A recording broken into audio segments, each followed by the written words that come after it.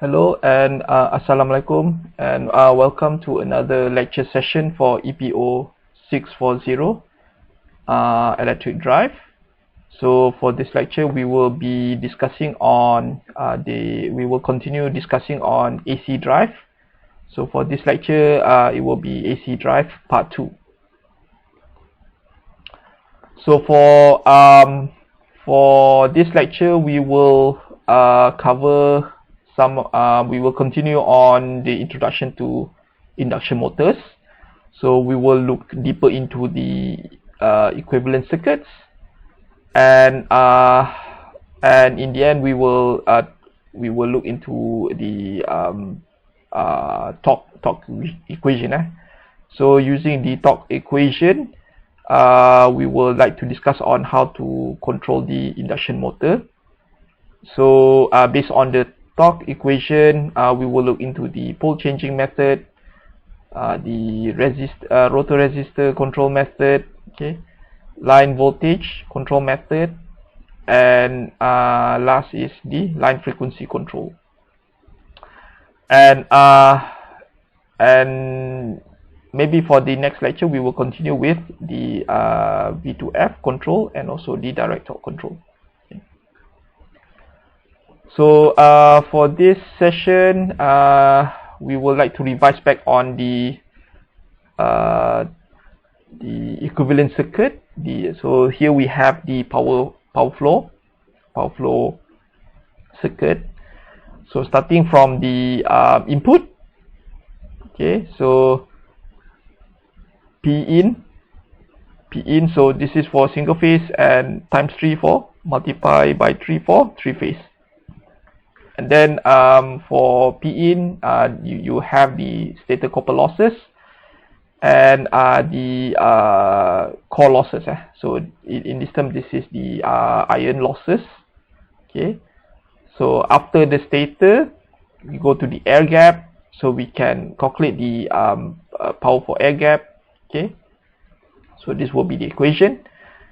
And entering the rotor, you have the rotor copper losses. And also the rotational losses, up until the rotor rotational, so rotational losses. So this will be the power developed by the rotor. So this will be the equation, and this will be for 3 phase. And also you have the equation of the power also equals to torque developed times the speed.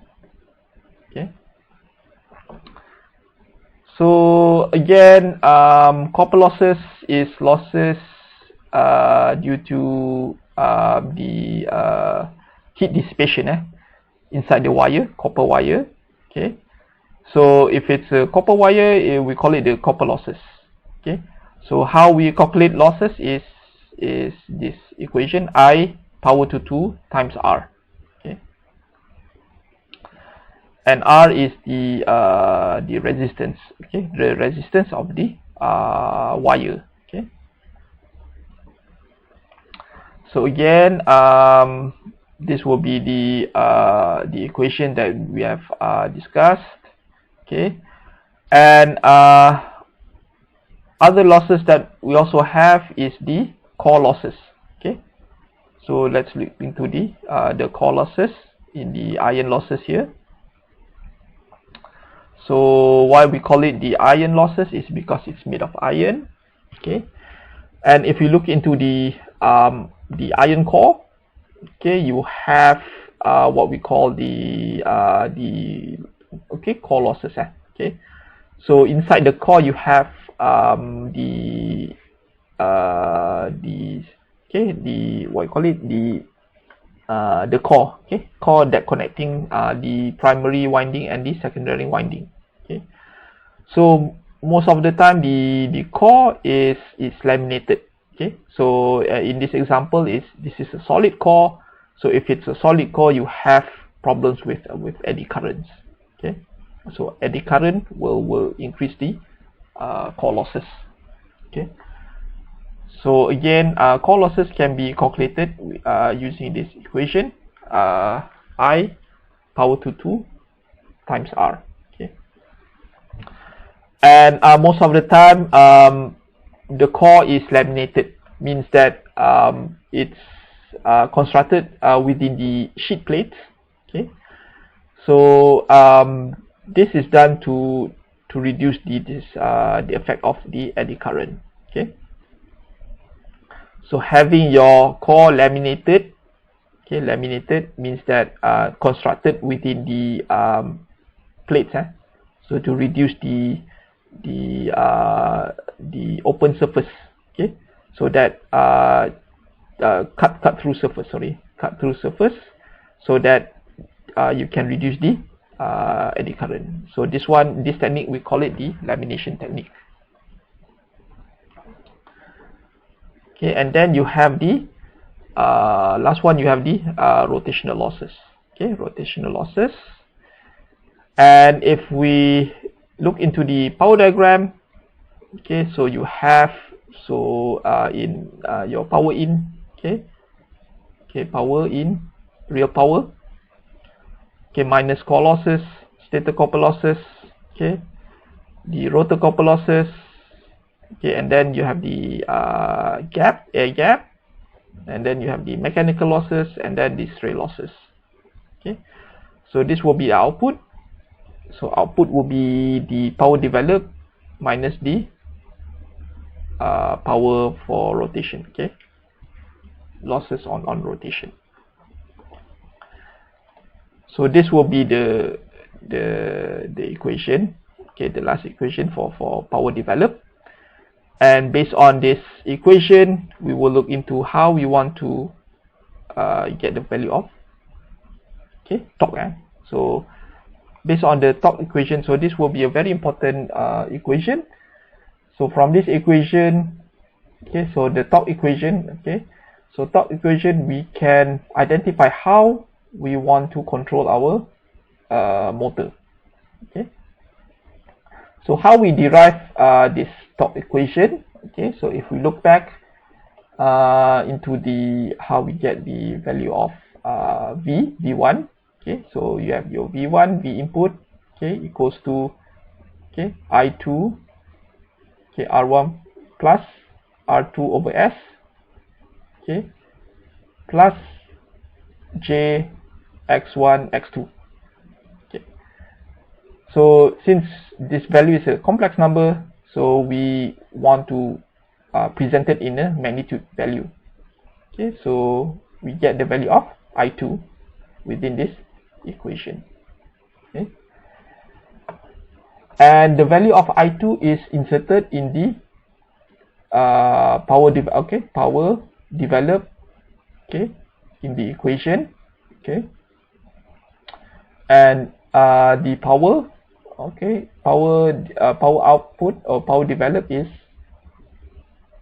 derived within this showing this equation. So this equation shows the power developed.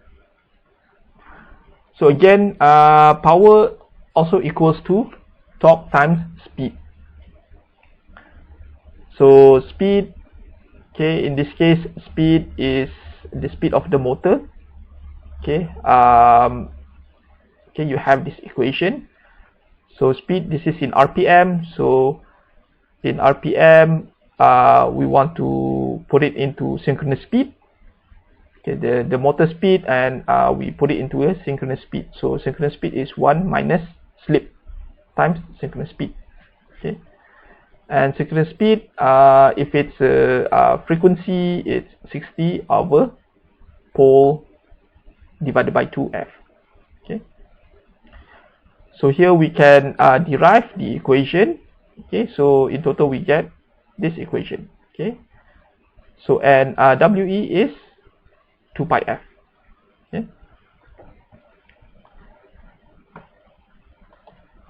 so the maximum torque is calculated by numerical analysis or by finding the maximum of the torque function. So the steps of the calculations are, first, to calculate the torque derivative with respect to the slip, and then setting the derivative to 0, then you solve the equation for S. So then you can okay, you can get the value of, okay, slip max, okay, slip torque max within this equation. So the maximum torque is calculated by substituting St max into the torque equation. Okay. So then we look into the we want to do another assumption. Okay, so mostly our motor runs in near synchronous speed. Okay, so if you look back at the NEMA design table, torque to speed table, so you can see that we are focusing on the synchronous speed section. Okay, so our example will be for design B and design D. Okay, motor. And as you can see, okay, at small slip operating at a straight line curve. Okay, so both for the lock rotor torque and the high slip rotor. Okay, so the slope of the line depends mainly upon the rotor resistance. Okay, so if you have less resistance, okay, and your slope will increase. Okay, so for this, how can we put this into our torque expression? Okay, so this is a approximate, we call it the small slip approximation. Okay, so we focus on the, this is the torque equation, and we look into the value of R here. So for small slip approximation, so we can say that R1 plus R2 over S is the value is actually large than the X1 plus X2. Okay, and in that case we can say that R2 over S is larger than R1. Okay, so the value of R2 is actually is by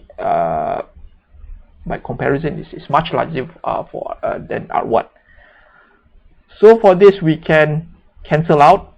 Okay, we can cancel out R. Okay, RS. Okay, and we have this equation for the small slip approximation. And for this we can say that at low speed, at low slip, okay, the rotor is predominantly resistive. Okay, so we refigure the equivalent circuit for the small slip approximation. Okay, so we'll be using this equation, okay, to find out how we can control the induction motor. Okay, so you have your T torque, okay, equals to, okay, for 3-phase you have pole over 2 times V in power to 2 times S over 2 pi F or WE, or this is the frequency times rotor resistor R2. Okay, so first we will look into the pole changing method. Okay, so if you look at the equation, it's within here. Okay, pole out of over 2, and with pole changing method, the speed of the induction motor can be changed by changing the number of poles in the machine, and it's designed into the construction of the motor. So the stator windings designed to be able to generate different numbers of poles depending on the mode of choice. Okay, and speed control is achieved by changing the coils connection of the stator windings. Okay, so by the help of the switching contactors, and the speed can be changed only in discrete steps. Okay, for example, if you want to jump from 4 poles to 12 poles, you cannot. So you need to change the poles within the discrete steps. Okay, and it's suitable when continuous speed control is unnecessary. Okay, so for example, it only needs to run at 2 predetermined speed, for example, and this can be applicable to pumps, lift, hoist, fans, and etc.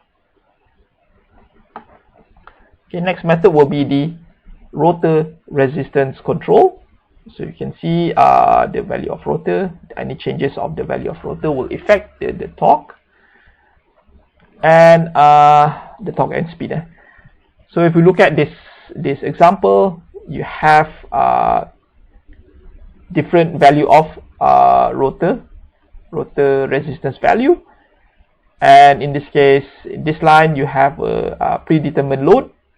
Okay, and you can see that different value of resistance, you have different speed.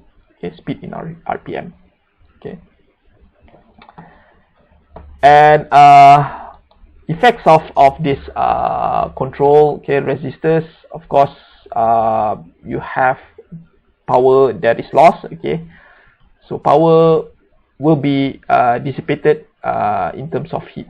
Okay, so not that efficient. And the speed of the induction motor, okay, can be changed by the changing of the rotor resistance, and this is only possible in the wound type rotor, okay, wound rotor, slip ring induction machine, and not in a cage induction machine. Okay, so you have this option only for wound rotors. Okay, so in wound rotor you can have you can change the value of the rotor resistor, okay, via using the slip rings, but for a squirrel cage induction motor, this is not possible. Okay, so the rotor winding is connected to external variable resistors through slip rings, and this method is inefficient as power is lost through dissipation on the external resistance.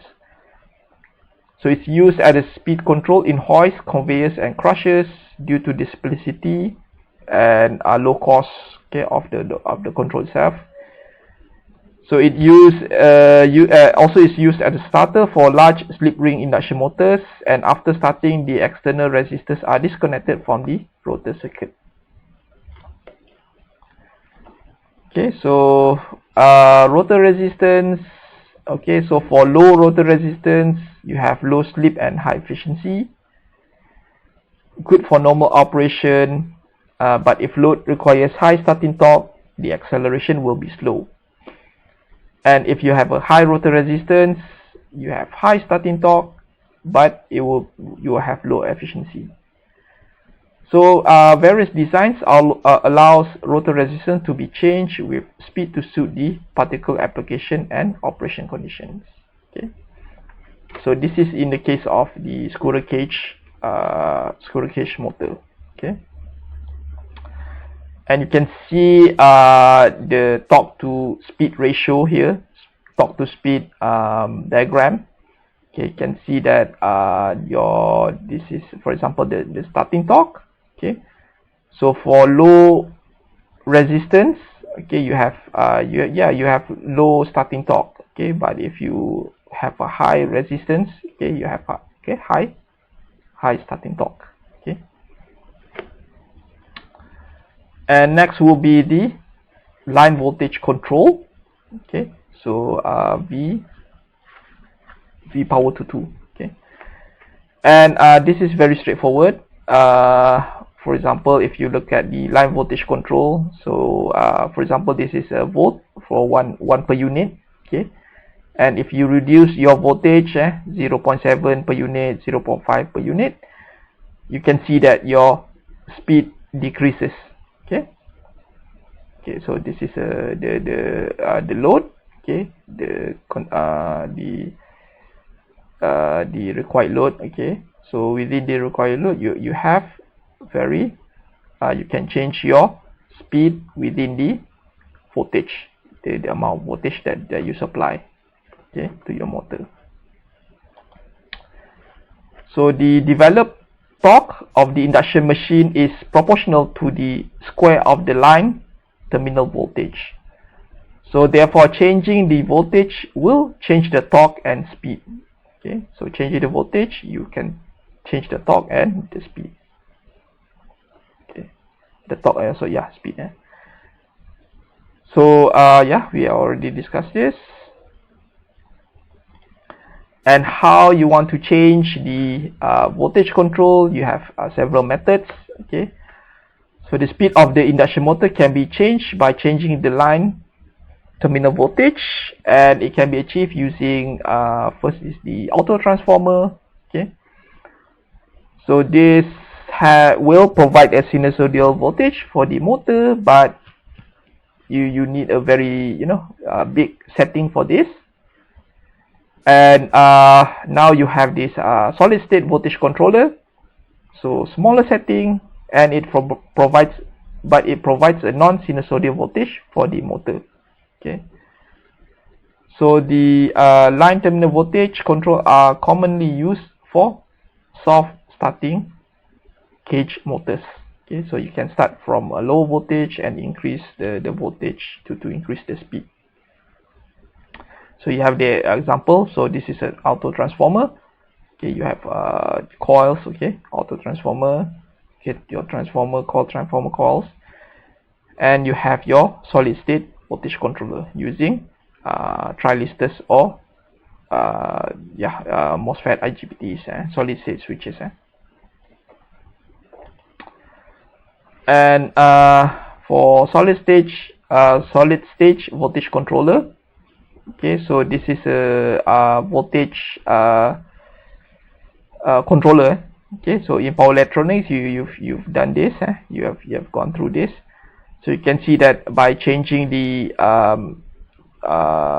trigger angle, okay, of your trilistors, okay, you can increase or decrease the voltage. Okay, but then you won't have a sinusoidal voltage input for your motor. So this sometimes will create other problems. Okay,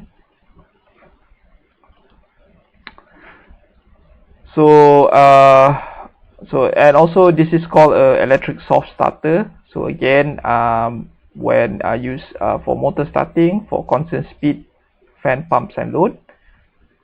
So of course, if you put in a low input voltage at the starting, it reduces also the starting current.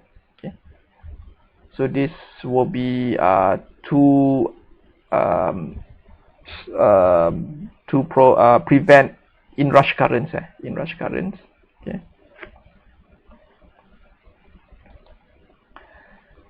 and then you have the solid state voltage controller. Okay, and using also closed loop system. Okay, so so the sensor will sense the speed of your load. Okay, so either to increase or decrease the speed. Okay, and this is a closed loop system. Okay, and it will direct the correct firing angle, firing circuit, okay, signal to the firing circuit to detect the firing angle for your converter, okay, or inverter, sorry. Okay, inverter.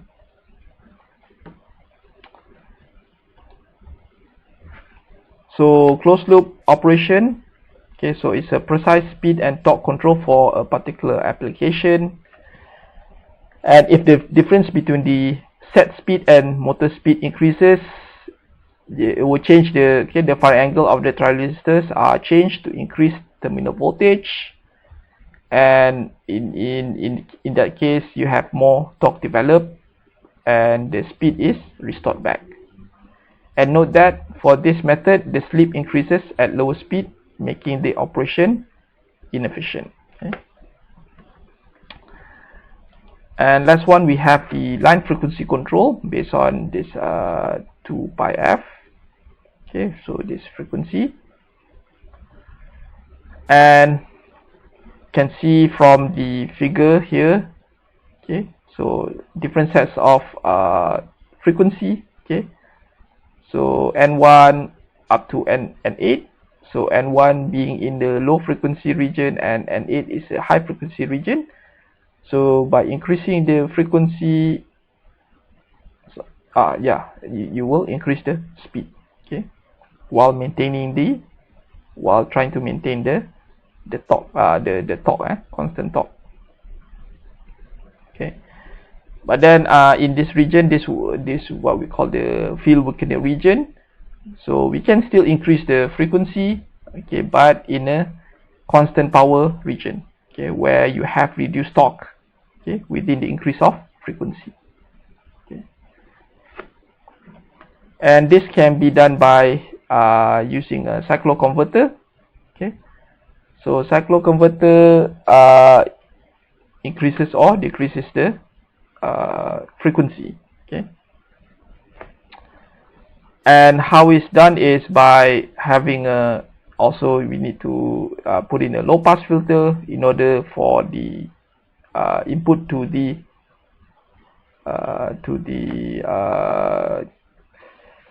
input to the motor will be in a sinusoidal condition. Okay. Example of a three-phase cycloconverter, and you have so this will be the output of the cycloconverter. So when you put it into a low pass filter, so you get the middle, okay, middle line, okay, middle red line. Okay, so low pass filter only allows low frequency, okay, and it filters out high frequency that enters the filter. Okay,